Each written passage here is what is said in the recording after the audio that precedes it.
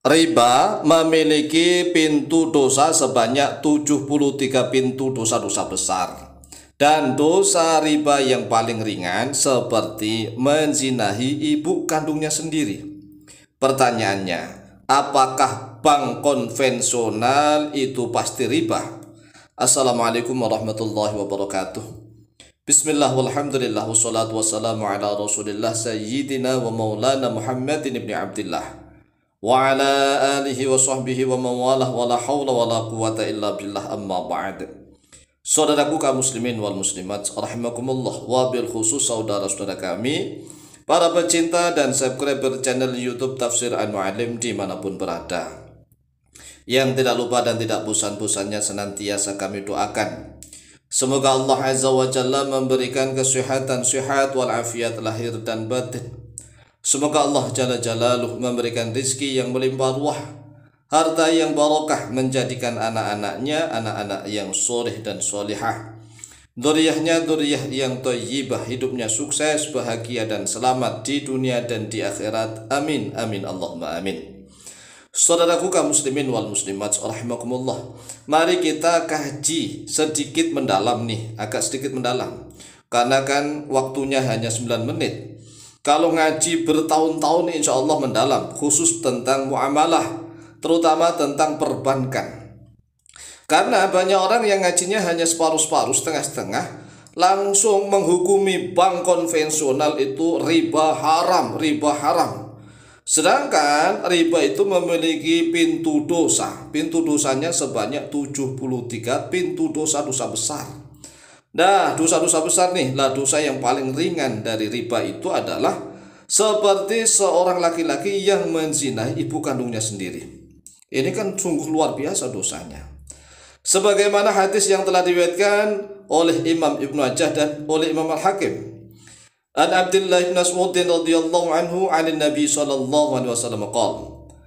Telah diriwayatkan dari Abdullah bin Mas'ud radhiyallahu an dari Nabi Muhammad sallallahu alaihi wasallam qala, telah bersabda oleh beliau Nabi Muhammad sallallahu alaihi wasallam, "Ar-riba 73 baban."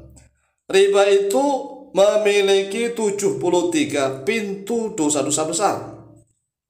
Wa aisaruha mithlu ayyankihar rajul ummahu. Dan seringan-ringannya dosa riba, seringan-ringannya nih, mithlu ayyankihah, yaitu seperti sekiranya menikahi ar-rajul oleh seorang laki-laki ummahu, pada ibu kandungnya sendiri.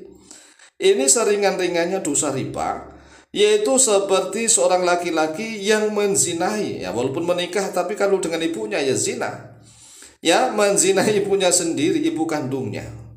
Wa inna arbar riba airatul rajuli al-muslim. Dan sesungguhnya seriba-ribanya riba, yaitu yang mengganggu, menghancurkan, mencemarkan kehormatannya laki-laki muslim. Nah, ini seriba-ribanya riba. Akhrajahu Ibnu Majah, telah mengeluarkan pada hadis Ibnu Majah oleh Imam Ibnu Majah hadis 2275, wal Hakim fil Mustadrak, dan oleh Imam Al-Hakim di dalam kitab Al-Mustadrak nomor hadis 2259. Nah, sekarang pertanyaannya, apakah bank konvensional itu pasti riba? Jawabannya tidak. Tidak, mengapa? Selama ini, rumus nih, selama mata uangnya menggunakan fulus. Rumusnya begitu. Selama mata uangnya menggunakan fulus, fulus adalah uang. Uang adalah mata uang yang tidak terbuat dari emas atau tidak terbuat dari perak. Jadi semua alat tukar menukar, alat tukar menukar secara resmi, secara sah, berlaku, beredar, yang ditetapkan oleh pemerintah dan tidak terbuat dari emas, juga tidak terbuat dari perak, itu disebut fulus. Fulus dalam bahasa Indonesia artinya uang. Nah, di dalam uang itu nggak ada riba. Tidak ada riba di dalam uang, sebagaimana yang telah disebutkan oleh para ulama di dalam mazhab Syafi'i. I'lam annal fulusa, ketahuilah oleh engkau bahwa sesungguhnya fulus, bahwa sesungguhnya uang, laisat minal a'yani ribawiyati, yaitu tidaklah minal a'yani termasuk dari beberapa komoditi ribawiyati yang bersifat ribawiyah, ribawi, tidak. Uang itu tidak termasuk komoditi riba. Qala al-Imam An-Nawawi rahimahullah ta'ala fil Majmu'i Syarh al-Muhadzab. Telah berkata oleh Imam An-Nawawi rahimahullah ta'ala di dalam kitab Al-Majmu' Syarh al-Muhadzab, idza rajatil fulus rawajan nuqudi lam yahrumir riba fiha. Idza rajat, apabila telah berlaku beredar al-fulusu oleh uang, rawajan nuqudi, pada berlakunya nuqud. Nuqud adalah mata uang seperti dirham dan dinar. Dinar dan dirham. Kalau dinar mata uang yang terbuat dari emas, kalau dirham mata uang yang terbuat dari perak, itu nuqud. Jadi apabila uang ini sudah beredar, sudah berlaku, menyebar, dipakai, ditetapkan secara resmi sebagaimana nuqud, berlakunya nuqud mata uang terbuat dari emas atau perak, lam yahrum, maka tidak haram riba oleh riba fiha, di dalam dia fulus, ya. Nah, ternyata ada riba yang tidak haram. Redaksinya begini, lam yahrumir riba fiha. Lam yahrum, tidak haram riba oleh riba fiha, di dalamnya fulus.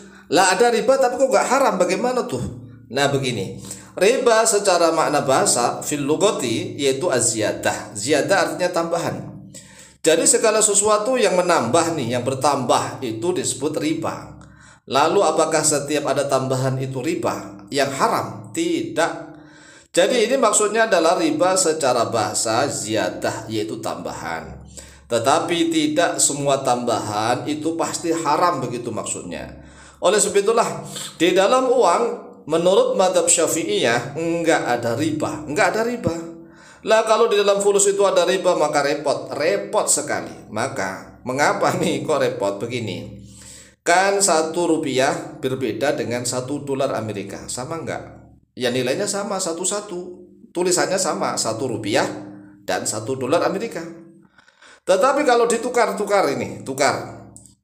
rupiah, 1 rupiah ditukar dengan 1 dolar Amerika, ya dapat berapa juga dapat lah. 1 dolar Amerika kalau ditukar dengan rupiah itu dapat 15 juta rupiah.